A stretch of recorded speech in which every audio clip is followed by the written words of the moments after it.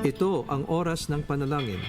Panalangin laban sa mga kalamidad, karahasan at kasamaang panlipunan. Ang mga petisyon na nilalaman ng panalangin ito ay hinango sa mga katuruan ng salita ng Diyos, ang Biblia.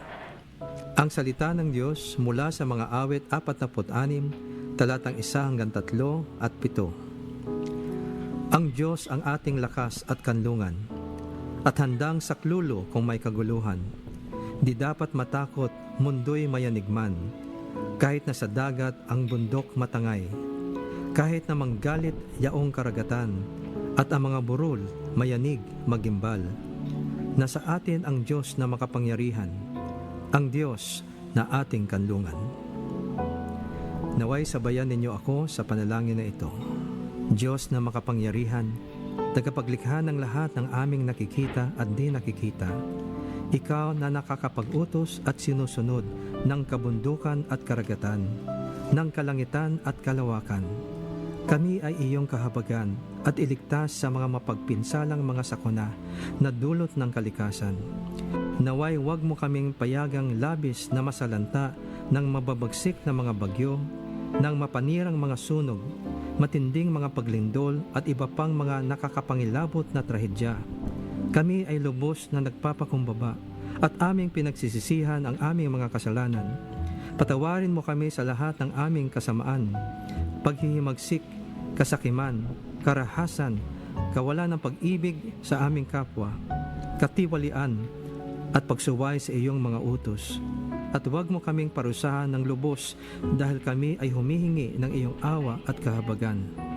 Tulad ng iyong sinabi sa iyong banal na salita, na darating ang oras na hindi na mapipigilan ang pagdating ng mga digmaan at mga paglalaban-laban ng mga bansa, pati na din ang mga lindol at tagutom sa iba't ibang dako ng mundo.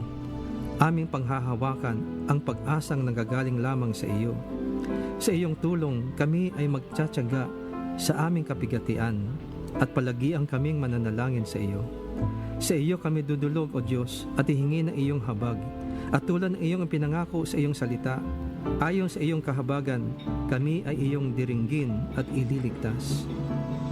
O Diyos, nakatala sa iyong banal na salita na sa mga huling araw ay darating ang mga panahon ng matinding kaguluhan at kasamaan. Sapagkat ang mga tao ay magiging maibigin sa sarili, maibigin sa salapi, mapaghambog, mapagmataas, mapagsamantala, suwail sa magulang, walang utang na loob, lapastangan sa Diyos, walang pag-ibig, di mapagpatawad, mapanirang puri, walang pagpigil sa sarili, brutal, walang pagmamahal sa kabutihan, mapagtaksil at mabangis. Kami ay iyong tulungan na aming maiwasan ang ganyang uri ng pag-uugali at ang mga taong may ganitong masamang gawain at impluensya.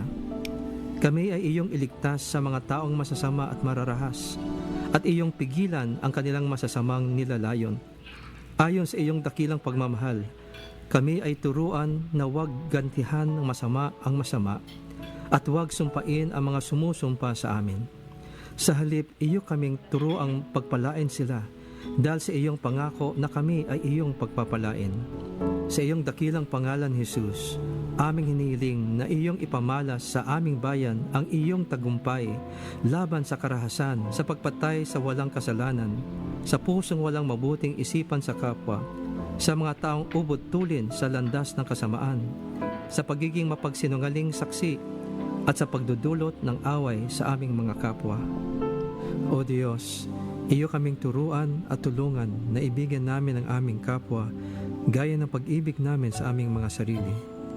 Tulad ng modelo ng mabuting Samaritano, iyo kaming biyayaan na kami maging mahabagin at matulungin sa aming kapwa.